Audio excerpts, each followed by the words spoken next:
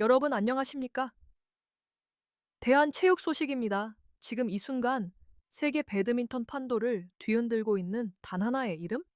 바로 안세영입니다. 하지만 오늘 저희가 던질 질문은 단순하지 않습니다. 세계 1, 위 안세영. 그녀를 무너뜨릴 수 있는 진짜 적은 누구인가? 이 질문에 대한 답은 여러분이 생각하는 것보다 훨씬 더 충격적일 수 있습니다. 왜냐하면 지금 이 순간 안세영은 더 이상 도전하는 선수가 아니기 때문입니다. 그녀는 이미 정상에 올랐습니다. 올림픽, 세계선수권, 아시안게임, 그리고 아시아 선수권까지. 그랜드슬램을 완성한 더 이상 증명할 것이 없는 선수입니다. 하지만 바로 그 지점에서 이야기는 완전히 달라집니다. 정상은 가장 안전한 자리가 아닙니다. 오히려 모든 시선이 집중되고 모든 전략이 향하며 모든 국가가 타겟으로 삼는 가장 위험한 자리입니다. 지금 안세영은 쫓는 자가 아니라 전 세계에게 쫓기는 존재가 되었습니다. 최근 내부 분석에 따르면 주요 국가대표팀들은 이미 안세영의 경기 데이터를 수백 시간 단위로 분석하고 있으며 각국의 코칭 스태프는 그녀를 공략하기 위한 전용 전략을 준비 중인 것으로 알려졌습니다. 더 이상 낯선 상대가 아닙니다. 가장 익숙하고 가장 연구된 선수. 그것이 지금의 안세영입니다.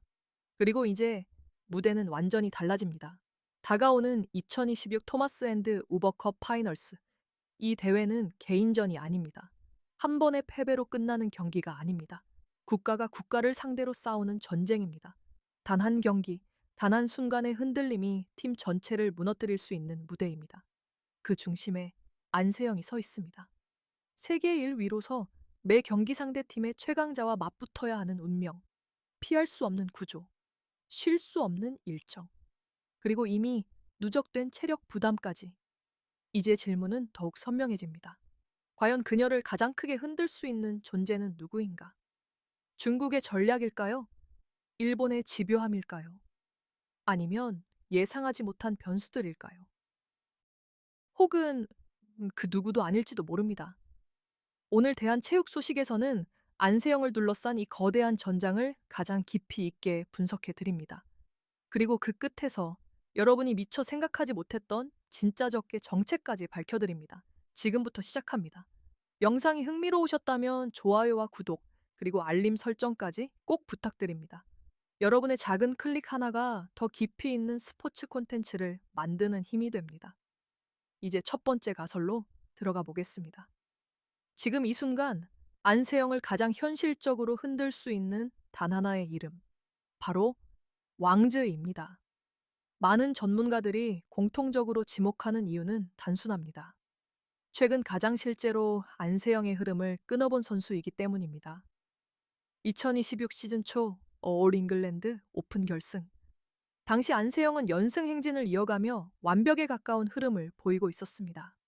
하지만 그 흐름이 처음으로 멈춘 순간 그 중심에는 왕즈이가 있었습니다. 그리고 불과 몇 주 뒤 배드민턴 아시아 챔피언십 결승에서 두 선수는 다시 만났습니다. 결과는 안세영의 승리였습니다. 하지만 그 내용을 단순한 승패로 설명할 수는 없습니다. 100분이 넘는 혈투, 체력, 멘탈, 집중력, 모든 요소가 한계까지 밀려붙은 경기였습니다. 그리고 그 경기에서 왕즈이는 끝까지 무너지지 않았습니다. 여기서 중요한 변화가 발생합니다. 격차가 줄어들었다. 이 한 문장이 지금 왕즈이의 위치를 설명합니다. 더 이상 단순한 추격자가 아닙니다.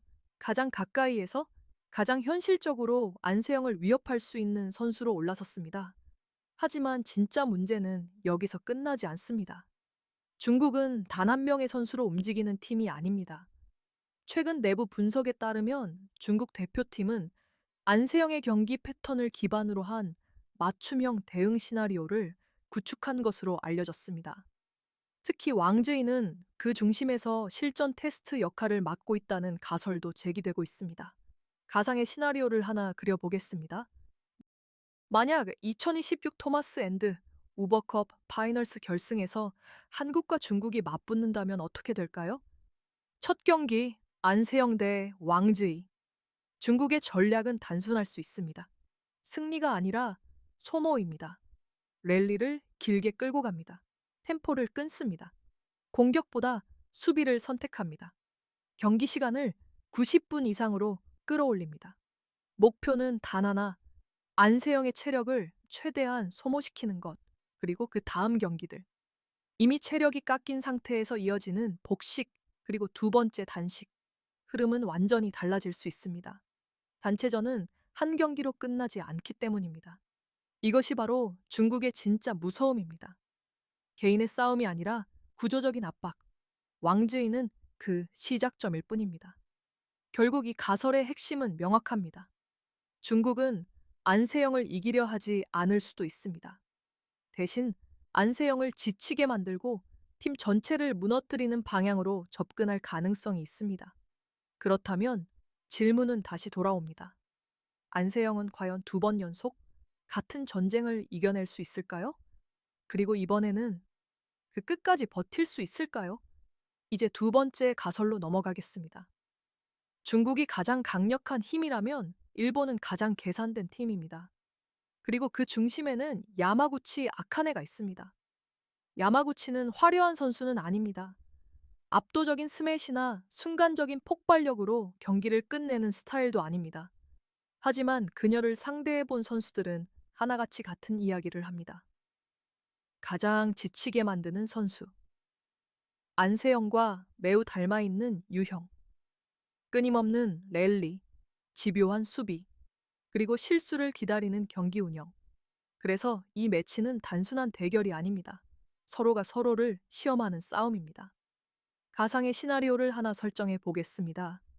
만약 2026 토마스 앤드 우버컵 파이널스에서 한국과 일본이 맞붙는다면 첫 경기에서 안세영이 승리할 가능성은 여전히 높습니다. 그녀는 현재 가장 안정적인 경기 운영을 보여주는 선수이기 때문입니다. 하지만 일본의 전략은 거기서 끝나지 않습니다. 최근 일본 배드민턴 내부에서는 안세영을 완전히 무너뜨릴 필요는 없다는 분석이 나오고 있다는 가설이 제기됩니다. 대신 팀 전체의 균형을 흔드는 방향에 집중한다는 것입니다. 이것이 일본의 가장 무서운 점입니다. 단 한 경기가 아니라 전체 매치업을 설계하는 팀. 예를 들어 이런 흐름입니다. 1경기, 안세영 승리, 2경기. 복식에서 일본 승리 3경기. 두 번째 단식에서 일본 승리 순식간에 스코어는 2대1. 분위기는 완전히 일본 쪽으로 넘어갑니다. 그리고 이 상황에서 중요한 사실 하나. 단체전에서는 가장 강한 선수 한 명만으로 승리를 보장할 수 없습니다. 아무리 안세영이 완벽한 경기력을 보여줘도 나머지 경기에서 균형이 무너지면 결과는 뒤집힐 수 있습니다. 여기서 또 하나의 흥미로운 설정이 등장합니다. 일본 언론은 안세영을 벽더월이라고 부릅니다. 넘기 어려운 존재. 하지만 동시에 한국 대표팀이 안세영에게 지나치게 의존하고 있다는 점도 지적하고 있습니다. 이 말은 곧 이런 의미일 수 있습니다. 벽을 넘지 못해도 다른 길을 찾으면 된다. 즉, 일본은 안세영과 정면 승부를 피하면서도 전체 흐름을 장악하는 전략을 선택할 가능성이 있습니다. 그리고 야마구치는 그 중심에서 시간을 끌고 체력을 소모시키고 경기 리듬을 흐트러뜨리는 역할을 수행할 수 있습니다. 결국 이 가설의 결론은 명확합니다. 중국이 힘으로 압박한다면 일본은 구조로 압박합니다. 그리고 때로는 보이지 않는 계산이 가장 위험한 공격이 될 수 있습니다. 그렇다면 질문은 더욱 복잡해집니다. 안세영은 단 한 명의 상대가 아니라 하나의 시스템과 싸워야 하는 상황에 놓인 것일까요? 이제 세 번째 가설로 넘어가겠습니다. 가장 강한 팀만이 가장 위험한 것은 아닙니다. 때로는 가장 예측할 수 없는 팀이 경기의 흐름을 완전히 뒤집습니다. 그리고 이번 대회에서 그 중심에 있는 팀이 바로 태국과 인도입니다. 먼저 태국입니다. 그 중심에는 라차녹 인타논이 있습니다. 라차녹 인타논은 전형적인 리듬 파괴형 선수입니다. 일정한 템포로 경기를 끌고 가지 않습니다. 느리게, 빠르게, 다시 느리게. 상대가 익숙해질 틈을 주지 않습니다. 이 스타일은 특히 안세영에게 위험할 수 있습니다. 왜냐하면 안세영의 강점은 안정성이기 때문입니다. 실수를 줄이고 흐름을 유지하며 상대를 지치게 만드는 구조. 하지만 그 구조는 리듬이 깨지는 순간 흔들릴 수 있습니다. 가상의 시나리오를 하나 보겠습니다. 조별리그, 한국 대 태국. 초반 안세영은 평소처럼 안정적으로 경기를 운영합니다. 하지만 상대는 예상하지 못한 타이밍에 드롭샷을 넣고 갑자기 속도를 끌어올립니다. 랠리는 짧아졌다가 다시 길어집니다. 리듬이 무너집니다. 그리고 아주 작은 실수들이 쌓이기 시작합니다. 점수 차이는 크지 않지만 흐름은 이미 흔들리고 있습니다. 이것이 태국의 무서움입니다. 준비된 전략이 아니라 감각으로 흐름을 바꾸는 팀.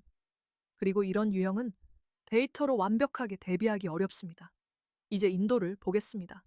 그 중심에는 PV 신두가 있습니다. 올림픽 메달리스트, 세계 정상급 경험. 하지만 지금의 인도는 여기서 끝나지 않습니다. 젊은 선수들이 빠르게 성장하며 새로운 변수를 만들어내고 있습니다. 완성된 팀은 아닙니다. 하지만 터지면 가장 무서운 팀입니다. 또 다른 가상의 시나리오입니다. 중결승, 한국 대 인도. 경기 초반, 한국이 우세한 흐름을 잡습니다. 안세영은 승리합니다. 분위기는 나쁘지 않습니다. 하지만 두 번째 경기에서 예상 밖의 결과가 나옵니다. 복식에서 패배. 그리고 이어지는 단식에서 인도의 젊은 선수가 폭발적인 경기력을 보여줍니다. 공격 성공률이 높아지고 흐름이 완전히 인도 쪽으로 넘어갑니다. 순식간에 스코어는 뒤집힙니다. 이것이 인도의 위험성입니다. 계산되지 않은 변수, 예측할 수 없는 폭발력. 결국 이 가설의 결론은 분명합니다. 단체전에서는 가장 강한 팀만이 위험한 것이 아닙니다. 오히려 가장 예측하기 어려운 팀이 가장 치명적인 결과를 만들어낼 수 있습니다. 그리고 지금 안세영은 단 하나의 상대가 아니라 수많은 변수와 동시에 싸워야 하는 상황에 놓여 있습니다.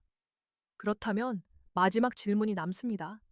이 모든 변수 속에서 안세영을 가장 크게 무너뜨릴 수 있는 진짜 적은 과연 누구일까요? 이제 마지막 결론에 도달합니다. 지금까지 우리는 세 가지 가설을 살펴봤습니다. 중국, 가장 강한 힘. 일본, 가장 치밀한 계산. 태국과 인도, 가장 예측할 수 없는 변수. 겉으로 보면 답은 명확해 보입니다. 그중 하나가 안세영을 무너뜨릴 가장 큰 적일 것처럼 보입니다. 하지만 정말 그럴까요? 이제 시선을 완전히 바꿔야 합니다. 안세영의 가장 큰 적은 특정 선수도 특정 국가도 아닐 가능성이 큽니다. 오히려 그보다 더 근본적인 문제, 바로 구조입니다. 다가오는 2026 토마스 앤드 우버컵 파이널스는 개인전이 아닙니다. 단체전입니다. 이 말은 곧 안세영이 매 경기마다 상대팀의 최강자와 맞붙어야 한다는 의미입니다. 피할 수 없습니다. 조절할 수도 없습니다. 모든 경기가 결승과 같은 난이도. 이것이 첫 번째 압박입니다. 두 번째는 체력입니다. 2026 시즌 초 안세영은 거의 모든 주요 대회에서 결승까지 올라갔습니다. 경기 수는 이미 한계에 가까운 수준, 회복 시간은 부족합니다. 그리고 우리는 이미 한 장면을 알고 있습니다. 100분이 넘는 경기, 무릎 출혈, 끝까지 버텨낸 승리. 하지만 질문은 여기서 시작됩니다. 그것을 몇 번이나 더 반복할 수 있을까요? 세 번째는 플레이 스타일입니다. 안세영의 경기 방식은 안정적입니다. 하지만 동시에 가장 많은 에너지를 요구하는 방식이기도 합니다. 길게 끌고, 버티고, 끝까지 소모시키는 구조. 이기는 방법이지만 몸에는 가장 큰 부담이 쌓이는 방식입니다. 그리고 마지막, 세계 1위라는 자리. 이것은 단순한 타이틀이 아닙니다. 모든 분석이 향하는 자리, 모든 전략이 집중되는 자리, 모든 기대와 압박이 쏟아지는 자리. 정상은 가장 높은 곳이 아니라 가장 외로운 곳입니다. 그리고 동시에 가장 위험한 자리입니다. 여기서 하나의 가설이 완성됩니다. 안세영의 가장 큰 적은 한 명이 아닙니다.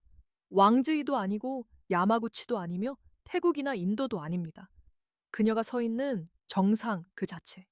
그리고 그 정상을 유지해야 하는 구조 전체가 이미 가장 강력한 적이 되었을지도 모릅니다. 하지만 그렇기 때문에 이 이야기는 더 특별해집니다. 위험이 크다는 것은 그만큼 가치도 크다는 의미이기 때문입니다. 만약 안세영이 이 모든 압박과 구조를 이겨내고 다시 한번 정상에 선다면 그것은 단순한 우승이 아닙니다. 시대를 증명하는 승리가 될 것입니다. 이제 질문은 여러분에게 넘어갑니다. 여러분은 어떻게 생각하십니까? 안세영의 가장 큰 적은 누구라고 보십니까? 중국일까요? 일본일까요? 아니면 예상 밖의 변수들일까요? 혹은 오늘 저희가 제시한 것처럼 정상 그 자체라고 생각하시나요? 여러분의 의견을 댓글로 남겨주시기 바랍니다. 대한체육 소식이었습니다. 영상이 도움이 되셨다면 좋아요와 구독, 그리고 알림 설정까지 부탁드립니다. 다음 영상에서는 안세영과 왕즈이의 최신 맞대결을 중심으로 실제 전술 변화와 승부의 핵심 포인트를 더 깊이 분석해 드리겠습니다.